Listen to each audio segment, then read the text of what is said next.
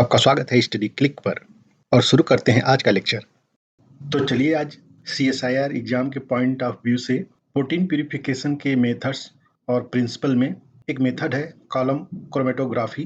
तो protein purification के लिए कॉलम क्रोमेटोग्राफी कैसे यूज किया जाता है, कब यूज किया जाता है, किस प्रकार का कॉलम क्रोमेटोग्राफी कैसे सैंपल के लिए यूज किया जाता है, देखते हैं। डिफरेंट टाइप्स के कॉलम क्रोमेटोग्राफी होते हैं, तो ईच क्रोमेटोग्राफी टाइप के लिए सेपरेट लेक्चर में बनाकर लेकर आऊँगा। ये अभी जो सारे टाइप के कॉलम क्रोमेटोग्राफी हैं उनका एक ओवरव्यू आपको पता हो जाए, उसके लिए ये लेक्चर बनाया गया है और ये बहुत हेल्पफुल होगा आपके लिए। अगर क्रोमेटोग्राफी की बात करें तो क्रोमेटोग्राफिक मेथड जो होता है ना, वो प्रोटीन को सेपरेट करता है। किस बेसिस पे? वो प्रोटीन को प्रोटीन के प्रॉपर्टीज और अदर जो कंपोनेंट होते हैं प्रोटीन के साथ, कोई सैंपल है उसमें केवल एक टारगेटेड प्रोटीन तो होगा नहीं, उसमें कई और कंटामिनेंट्स होंगे, मतलब जो कि आपके इंटरेस्ट के नहीं है। तो उन जो कंटामिनेंट्स हैं और आपका टारगेटेड प्रोटीन जो है, उनके प्रॉपर्टी में जो डिफरेंस होता है उस पर बेस्ड होता है। मतलब कि अगर आपका टारगेटेड प्रोटीन है तो उसकी कुछ प्रॉपर्टी होगी और कंटामिनेंट प्रोटीन जो है उसकी कुछ प्रॉपर्टीज होगी। दोनों की सेम प्रॉपर्टीज नहीं होनी चाहिए। अगर मान लीजिए कंटामिनेंट का भी सेम प्रॉपर्टी है जो आपके टारगेटेड प्रोटीन का प्रॉपर्टी है, और उस बेसिस पे अगर हम कोई क्रोमेटोग्राफिक प्रोसीजर यूज कर रहे हैं तो प्रोटीन प्यूरिफाई नहीं हो पाएगा, क्योंकि कंटामिनेंट भी प्रोटीन के साथ प्यूरिफाई होगा। तो जब भी कोई कॉलम क्रोमेटोग्राफी यूज की जाती है तो वो टारगेट प्रोटीन का क्या प्रॉपर्टी है और यह प्रॉपर्टी रेस्ट ऑफ प्रोटीन या अदर जो कंटामिनेंट्स हैं, न्यूक्लिक एसिड या कुछ भी जो है आपके सैंपल में, उससे कितना डिफर करता है और कितना यूनिक है, उस चीज को टारगेट किया जाता है। तो कॉलम क्रोमेटोग्राफी आपके टारगेट प्रोटीन की प्रॉपर्टी पे बेस्ड होता है और उसी पे सिलेक्शन किया जाता है। ऐसा नहीं होता है कि आपने एक टाइप का कॉलम क्रोमेटोग्राफी सिलेक्ट कर लिया फिर आप प्रोटीन प्यूरिफाई करने जा रहे हैं। आपको एक बेसिक जनरल आइडिया होता है कि आप जो प्रोटीन प्यूरिफाई करने जा रहे हैं उसका ये प्रॉपर्टी है, तो उस बेसिस पे हम सेलेक्ट करते हैं कॉलम क्रोमेटोग्राफी, मतलब एक टाइप का क्रोमेटोग्राफी। तो अगर हम देखें तो प्रोटीन प्रॉपर्टी के बेसिस पे जनरली 6 डिफरेंट टाइप के क्रोमेटोग्राफिक प्रोसीजर हैं। पहला क्या है? एफएनटी क्रोमेटोग्राफी। इसमें क्या होता है कि जो प्रोटीन होता है, टारगेटेड प्रोटीन, वो एक स्पेसिफिक लिगेंड को बाइंड कर सकता है, मतलब उसे पहचान कर उसको बाइंड कर सकता है। मतलब जो ये प्रोटीन होता है वो स्पेसिफिक लिगेंड को रिकॉग्नाइज करता है और उससे बाइंड कर सकता है, और यह बाइंडिंग रिवर्सिबल होता है। आगे हम देखेंगे कि इसका क्या मतलब है। पहले आप बस इसको यहाँ समझ लीजिए कि इस केस में एफएनटी क्रोमेटोग्राफी के केस में जो टारगेटेड प्रोटीन होता है वो स्पेसिफिक लिगेंड को रिकॉग्नाइज करता है और उसे बाइंड कर लेता है। दूसरा जो क्रोमेटोग्राफिक प्रोसीजर है वो क्या है? इमोबिलाइज्ड मेटल आयन एफएनटी क्रोमेटोग्राफी, जिसे हम आईमैक कहते हैं। इसमें जो आपका टारगेटेड प्रोटीन होगा वो मेटल आयन को बाइंड कर लेगा। ये भी रिवर्सिबल बाइंडिंग होता है, मतलब कि प्यूरिफिकेशन के स्टेप में जब कंपटीटर मॉलिक्यूल डाला जाता है तो ये प्रोटीन मेटल से डिटैच होकर इल्यूट हो जाते हैं।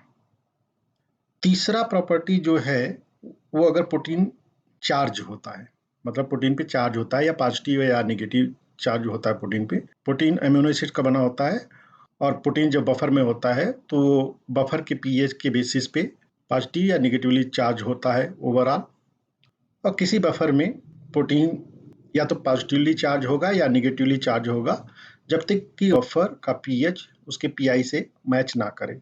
इसके बारे में डिटेल में जब मैं आयन एक्सचेंज क्रोमेटोग्राफी का जब लेक्चर लेके आऊँगा तब मैं आपको बताऊँगा कि कैसे ये होता है। अभी आप ये बस इतना जानिए कि प्रोटीन का क्या प्रॉपर्टी है, उसके बेसिस पे किस टाइप का क्रोमेटोग्राफिक मेथड सेलेक्ट किया जाता है।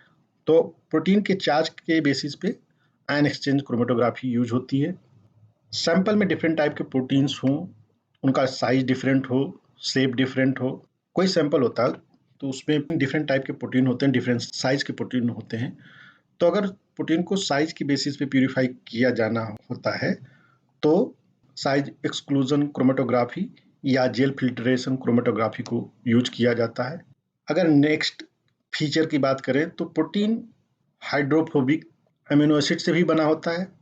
मतलब प्रोटीन में हाइड्रोफोबिक एमिनो एसिड होते हैं जो कि फाइनल अगर प्रोटीन का स्ट्रक्चर देखा जाए तो वो मेनली हाइड्रोफोबिक जो रेसिड्यू होते हैं वो इनसाइड बरीड होते हैं, लेकिन कभी कभी हाइड्रोफोबिक पैचेस जो होते हैं वो अप होते हैं, मतलब सरफेस पे भी होते हैं। तो इस फीचर को हाइड्रोफोबिसिटी के फीचर को देखकर हाइड्रोफोबिक इंटरेक्शन क्रोमेटोग्राफी यूज किया जाता है। नेक्स्ट क्या है, रिवर्स फेज क्रोमेटोग्राफी। इसमें भी हाइड्रोफोबिसिटी को यूज किया जाता है। यहाँ पे सेम वही सॉल्युबिलिटी ऑफ द प्रोटीन जो होता है, मतलब कि प्रोटीन कितना हाइड्रोफोबिक इन नेचर है या कितना सॉल्युबल है, उसके बेसिस पे रिवर्स फेज क्रोमेटोग्राफी को सिलेक्ट किया जाता है। एक्चुअली अगर हम एफएनटी क्रोमेटोग्राफी और आईमैक को देखें तो आईमैक एफएनटी क्रोमेटोग्राफी का एक पार्ट है, और उसी तरह अगर हम हाइड्रोफोबिसिटी को कंसीडर करें तो बोथ हाइड्रोफोबिक इंटरेक्शन क्रोमेटोग्राफी और रिवर्स फेज क्रोमेटोग्राफी दोनों में हाइड्रोफोबिसिटी की जो प्रॉपर्टी है उसको यूज किया जाता है। ठीक है, इनमें कुछ बेसिक डिफरेंस है, इसीलिए इनको हम 6 डिफरेंट पार्ट में समझेंगे। और आरपीसी जो होता है रिवर्स फेज क्रोमेटोग्राफी, इसमें जो बीड्स होते हैं, मतलब क्रोमेटोग्राफी में जो बीड्स यूज होते हैं, रेजिन जो यूज होते हैं, वो मोर हाइड्रोफोबिक इन नेचर होते हैं। उसको हम आगे देखते हैं। तो जैसे मैंने ऊपर बताया कि प्रोटीन के प्रॉपर्टी के बेसिस पे क्रोमेटोग्राफी को सिलेक्ट किया जाता है कि कौन सा क्रोमेटोग्राफिक मेथड यूज किया जाएगा। तो किस क्रोमेटोग्राफी में कौन सा रेजिन यूज होता है, उन रेजिन का क्या प्रॉपर्टी है, उसको भी थोड़ा सा यहाँ ब्रीफली देख लीजिए। मान लीजिए अगर कभी एंजाइम को प्यूरिफाई करना होता है तो उसका जो इनहिबिटर होता है वो रेजिन पे कोटेड होता है। अगर आप एंटीजन प्यूरिफाई करना चाहते हैं तो उससे रिलेटेड जो एंटीबॉडी है वो रेजिन पे कोट होता है। उसी तरह अगर कोई रिसेप्टर है उसको प्यूरिफाई करना है, मान लीजिए हार्मोन का कोई रिसेप्टर है, इंसुलिन का कोई रिसेप्टर है, तो वो कोटेड होता है। उसी तरह अगर ग्लाइकोप्रोटीन आपको प्यूरिफाई करना है तो लेक्टिन कोटेड होगा। उसी तरह मोनोक्लोनल एंटीबॉडीज हैं, उनको प्यूरिफाई करने के लिए प्रोटीन ए एग्रोज यूज किया जाता है। मतलब जो बीट्स होते हैं वो प्रोटीन ए एग्रोज होते हैं कॉलम में। अगर हम इमोबिलाइज मेटल आयन एफएनटी क्रोमेटोग्राफी की बात करें तो उसके रेजिन में निकिल एनटीए या कोबाल्ट एनटीए रेजिन होता है।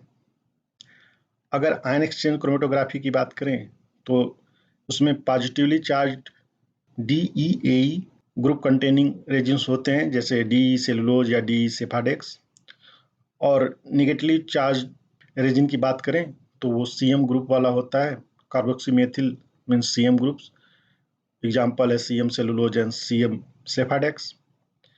साइज एक्सक्लूजन की बात करें तो पॉलीक्रिलामाइड, एग्जाम्पल है बायोजेल या डेक्सट्रेन और agarose like sepharose and sephadex, ये रेजिन होते हैं। एचआईसी की बात करें तो इसमें phenyl butyl hexyl group containing resins होते हैं। और बात करें रिवर्स फेज की तो इसमें ये मोर हाइड्रोफोबिक इन नेचर होते हैं। इसमें क्या होता है कि फिनाइल एथर्स कंटेनिंग नॉन पोलर जो एल्किल ग्रुप होते हैं, typically carbon 8 and carbon 18 containing resins use होते हैं।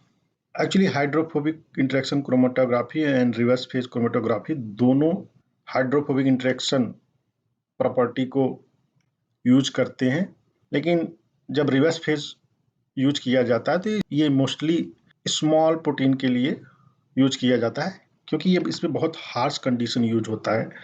सॉल्वेंट जो यूज होते हैं वो ऑर्गेनिक सॉल्वेंट यूज होते हैं, तो प्रोटीन की एक्टिविटी लॉस्ट हो जाती है। तो ये सिर्फ प्योरिटी के लिए यूज किया जाता है। लेकिन अगर आप एंजाइम एक्टिविटी देखना चाहते हैं तो आपको हाइड्रोफोबिक इंटरेक्शन क्रोमेटोग्राफी सेलेक्ट करना पड़ेगा, अगर आप हाइड्रोफोबिक इंटरेक्शन प्रॉपर्टी को टारगेट कर रहे हैं तो। ये तो बेसिक चीज़ें थी। अब वन बाय वन देखते हैं कि कॉलम क्रोमेटोग्राफी में क्या होता है। अगर कॉलम क्रोमेटोग्राफी की बात करें तो एक कॉलम होता है ग्लास का सिलेंडर, उसमें रेजिन फील्ड होता है, मतलब आप ये जो बीड्स हैं ये फील्ड होते हैं इसमें। और ऊपर हमने बताया कि डिफरेंट टाइप के क्रोमेटोग्राफी में डिफरेंट टाइप के रेजिन्स भरे जा सकते हैं। तो ईच क्रोमेटोग्राफी में ईच रेजिन का क्या प्रॉपर्टी है उसको हम यहाँ पे देखते हैं। अगर बात करें ऑथेंटिक क्रोमेटोग्राफी की, तो उसमें एक, मान लीजिए ये आपका रेजिन है, बीड है, इसमें एक स्पेसर आर्म लगा होता है और उस पर एक लिगैंड लगा होता है, ठीक है। तो अगर कोई प्रोटीन है जो इस लिगैंड को रिकॉग्नाइज करेगा, वो इससे बाइंड कर जाएगा और फिर प्रोटीन प्यूरिफाई हो जाएगा। वो हम नेक्स्ट स्लाइड में देखेंगे। अभी हम यहाँ पे सिर्फ रेजिन जो बीड्स हैं उनकी क्या प्रॉपर्टी है उसको देखते हैं। अगर हम immobilised metal ion affinity chromatography की बात करें, आईमेक की बात करें, तो इसमें क्या होता है कि इसमें निकिल जो होता है वो इमोबिलाइज्ड होता है, इसीलिए इसको इमोबिलाइज्ड मेटल आयन कहा जाता है, क्योंकि यहाँ पे निकल आयन जो है यहाँ पे देखिए इमोबिलाइज्ड है। अगर आयन एक्सचेंज क्रोमेटोग्राफी की बात करें, तो आयन एक्सचेंज क्रोमेटोग्राफी में जो बीड्स होते हैं, रेजिन्स होते हैं, वो या तो पॉजिटिवली चार्ज होंगे या नेगेटिवली चार्ज होंगे। आयन एक्सचेंज क्रोमेटोग्राफी दो टाइप का होता है, एक होता है कैटायन एक्सचेंजर और दूसरा होता है एनायन एक्सचेंजर। ये एनायन एक्सचेंजर मीन्स वो रेजिन जो कि एनायन को एक्सचेंज करे, मीन्स एनायन को सेपरेट करे, प्यूरिफाई करे, like anion means negatively charge protein को। और कैटायन एक्सचेंजर वो होते हैं जो पॉजिटिवली चार्ज प्रोटीन को प्यूरिफाई करें। अगर साइज एक्सक्लूजन क्रोमेटोग्राफी या जेल फिल्टरेशन क्रोमेटोग्राफी की बात करें, तो उसमें जो बीड्स होते हैं वो पोरस इन नेचर होते हैं, उनमें टनल्स होते हैं। देखिए ये स्कीमेटिक डायग्राम मैंने बनाया है, ये टनल्स होते हैं। और अगर हाइड्रोफोबिक इंटरेक्शन क्रोमेटोग्राफी की बात करें, तो इसमें एक लिगेंड जो जुड़ा होता है वो हाइड्रोफोबिक इन नेचर का होता है। और रिवर्स फेज क्रोमेटोग्राफी में भी जो लिगेंड है वो हाइड्रोफोबिक इन नेचर होता है। तो अब देखिए इन क्रोमेटोग्राफी में प्रोटीन्स कैसे प्यूरिफाई होते हैं, वन बाय वन हम देखेंगे। तो ये आपका कॉलम है जिसमें डिफरेंट टाइप के रेजिन्स भरे जा सकते हैं। और मान लीजिए आपके पास एक प्रोटीन सैंपल है जिसमें डिफरेंट टाइप के प्रोटीन्स होंगे, लेकिन अगर प्रोटीन ऐसे हो, मीन्स कुछ में यहाँ पे कोई ऐसा स्पेसिफिक पार्ट हो प्रोटीन का जो कि किसी लिगेंड को रिकॉग्नाइज कर सके, तो देखिए ये प्रोटीन है, मान लीजिए डिफरेंट टाइप के प्रोटीन है, 4 डिफरेंट टाइप के प्रोटीन्स हैं। उसमें एक प्रोटीन है जिसमें ये मान लीजिए कि कोई पार्ट है इस प्रोटीन का एक ऐसा पार्ट है जो कि लिगेंड को रिकॉग्नाइज कर सके। तो इसमें कौन सा क्रोमेटोग्राफी यूज होगा? इसमें एफिनिटी क्रोमेटोग्राफी यूज होगा। मतलब कि अगर ये प्रोटीन है उसमें एक पार्ट है जो कि इस लिगेंड को रिकॉग्नाइज करता है, तो हम एफिनिटी क्रोमेटोग्राफी यूज करेंगे। अगर ये एक प्रोटीन है, उसका ये एक एंटीजेनिक पार्ट है, ठीक है, तो अगर हम इसके अगेंस्ट जो एंटीबॉडी होता है उसकी कोटिंग इस पे कर दिया जाए, मतलब ये मान लीजिए एक एंटीबॉडी है, तो अगर ये एंटीबॉडी कोटेड जो है इस बीट पे, मतलब ये जो लिगेंड है, क्या करेगा? जब आप इस सैंपल को इसमें इस कॉलम में डाला जाएगा तो क्या होगा?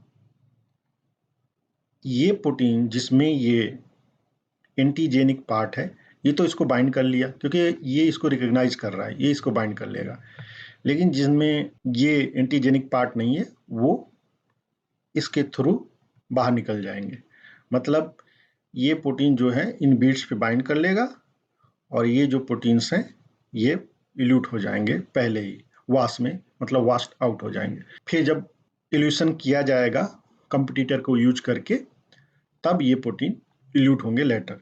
इन सब के बारे में हम डिटेल में आगे नेक्स्ट लेक्चर में देखेंगे। अभी यहाँ पे हम बेसिक आइडिया समझ लें हर क्रोमेटोग्राफी का। मान लीजिए आपके पास ये डिफरेंट टाइप का प्रोटीन है। मान लीजिए ये दूसरा कंडीशन है, उसमें आपके पास ये डिफरेंट टाइप के प्रोटीन्स हैं एक सैंपल में। ये देखिए डिफरेंट टाइप के प्रोटीन हैं, लेकिन इसमें आपने एक टैग डाल दिया है, मान लीजिए हिस्ट टैग डाल दिया है।